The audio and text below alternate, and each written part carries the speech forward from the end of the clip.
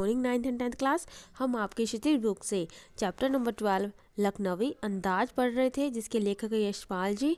हम इस चैप्टर में हमने लास्ट वीडियो में पढ़ा था कि लेखक और एक नवाब थे लखनऊ के, दोनों ही सेकंड क्लास के डिब्बे में सफ़र कर रहे थे। लेखक का रीज़न यह था कि वो कहानी लिखना चाहते थे एकांत में, लेकिन नवाब भी उसी में सफ़र कर रहे थे।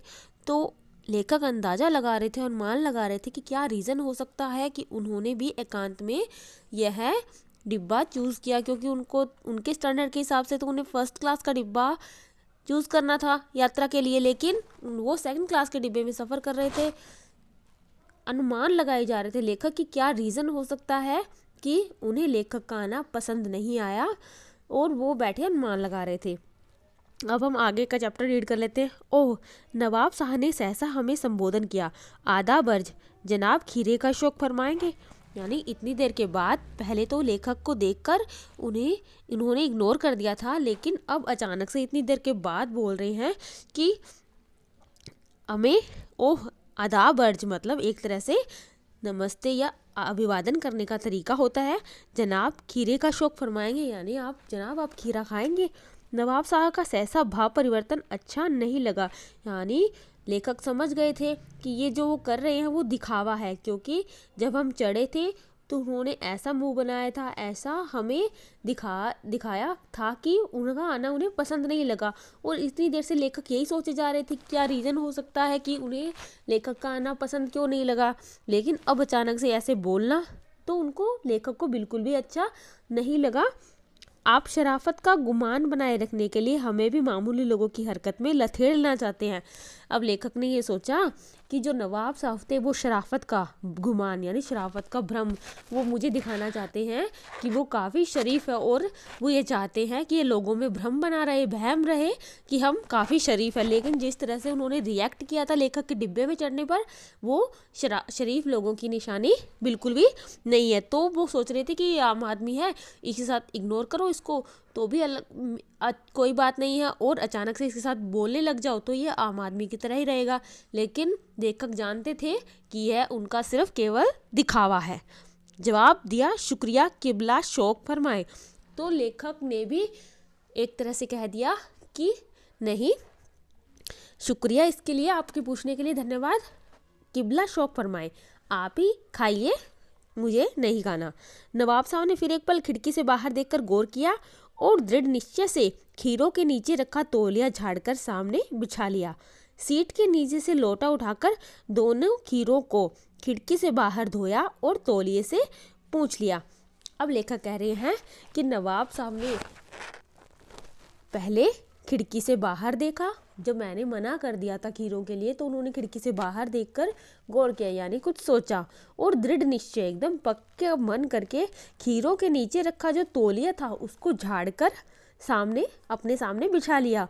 सीट के नीचे से लोटा उठाकर, जो कि पानी का भरा हुआ था उनकी सीट के नीचे, दोनों खीरों को खिड़की से हाथ बाहर निकालकर खीरों को धो लिया और तौलिए से पोंछ लिया।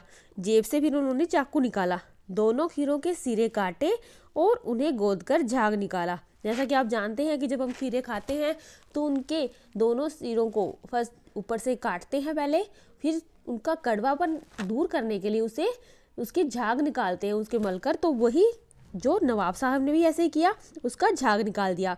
फिर खीरों को बड़ी एहतियात से, बड़ी सावधानी से छीला, फांकों को करीने से तौलिए पर सजाते गए। अब वो उनकी जो टुकड़े थे खीरों के काट काट कर उन्होंने करीने से यानी एकदम तरीके से तौलिए पर वो सजाते गए।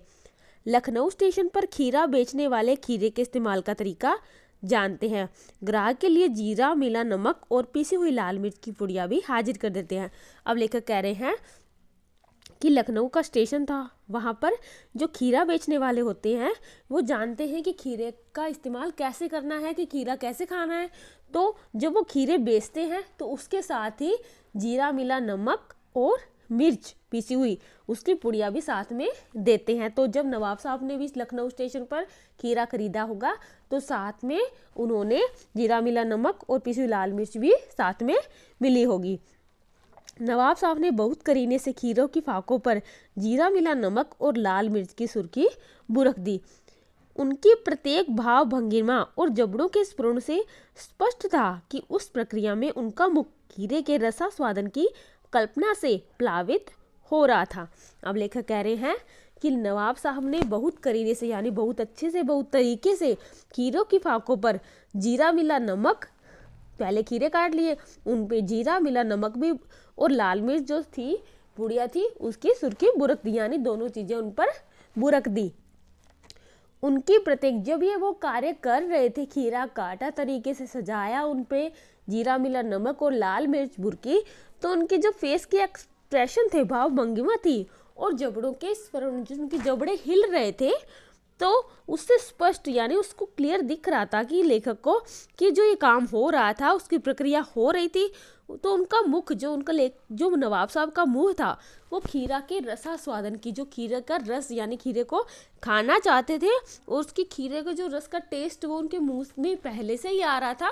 काम जब लगा खाने के लिए कर रहे थे, लेकिन ऐसे लग रहा था कि उनका खाने का काफ़ी ज़्यादा मन कर रहा है और वो इस सोच कर ही काफ़ी खुश हो रहे थे। हम कनखियों से देखकर सोच रहे थे कि मियाँ रईस बनते हैं, लेकिन लोगों की नज़रों से बच सकने के ख्याल से अपनी असलियत पर उतर आए। अब लेखक कह रहे हैं कि हम नज़रें छुपाकर कॉर्नर से, साइड से धीरे धीरे उनको देख जा रहे थे और सोच रहे थे कि मियाँ ऐसे दिखने में तो रईस बनते हैं, लेकिन खाना तो वही आम आदमियों वाला ही है। दिखावा तो ऐसे करते हैं कि पता नहीं कुछ स्पेशल खाते होंगे, कुछ अलग से रहते होंगे, लेकिन कितना ही लोगों की नज़रों से बचा ले, लेकिन अब मुझे देखकर, सिर्फ एक को देखकर अपनी असलियत पर उतर आए हैं। उन्होंने पहले यही सोचा था कि मैं सेकंड क्लास के डिब्बे में सफ़र करूंगा, वहाँ पर कोई नहीं होगा और मैं आराम से बैठकर वहाँ पर खीरा खा सकता हूँ, लेकिन मुझे देखकर पहले उन्होंने सोचा, लेकिन अब खाने को उनका मन करे जा रहा है और वो तरीके से काट कर उसको तैयार कर खाने के लिए बिल्कुल तैयार है। नवाब साहब ने फिर एक बार हमारी ओर देख लिया। वल्लाह शौक कीजिए, लखनऊ का बालम खीरा है। अब लेखक कह रहे हैं कि जब पहले उन्होंने एक फॉर्मेलिटी की थी, अब दोबारा फिर से काट कर फिर दोबारा फिर से फॉर्मेलिटी कर रहे हैं कि आप खाइए, शौक कीजिए इसे। लखनऊ का बालम यानी लखनऊ की एक अच्छी किस्म है खीरा ये, और आपको खाना चाहिए। इसका एक बार टेस्ट करके देखिए, काफ़ी अच्छा है। बाकी का चैप्टर नेक्स्ट वीडियो में।